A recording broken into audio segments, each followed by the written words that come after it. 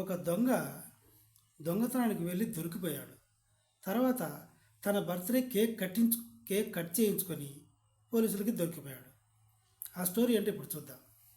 ఒక మెచ్యూరిటీ లేని అమాయకమైన దొంగ సరిగ్గా చీకటి పడక ముందే, ఇంట్లో వాళ్ళు నిద్రపోక ముందే తలుపులు బద్దలు కొట్టుకొని మరీ ఇంట్లోకి వెళ్ళాడు. వాళ్ళందరూ మేలుకొని ఉండి వీడిని పట్టుకున్నారు.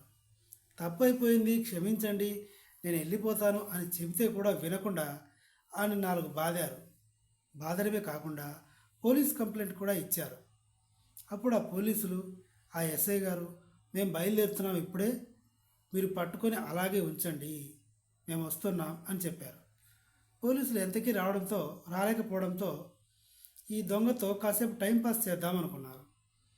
వాడి వివరాలు అడిగారు. నువ్వు ఎక్కడి నుంచి వచ్చావు, నువ్వేం చేస్తుంటావు, ఏంటి అంటే, నేను ఫలానా ఎక్స్ ఫలానా జెడ్ అనే ఊరు నుంచి వచ్చాను, ఈరోజు నా బర్త్డే అని కూడా చెప్పాడు.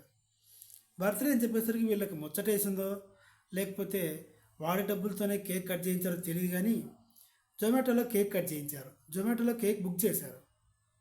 కేక్ బుక్ చేస్తే ఇక్కడ విచిత్రం ఏంటంటే, పోలీసుల కంటే ముందు జొమాటో కేకే వచ్చింది. కేక్ హాయిగా హ్యాపీ బర్త్డే కేక్ కట్ చేయించి కాసేపు అయిన తర్వాత పోలీసులు వస్తే అప్పుడు పోలీసులకు కూడా అప్పచెప్పించి పోలీసులు కూడా కేక్ తినిపించి పంపించారు పోలీస్ స్టేషన్కి. ఇది నిజంగా జరిగింది జార్ఖండ్లో. Please subscribe.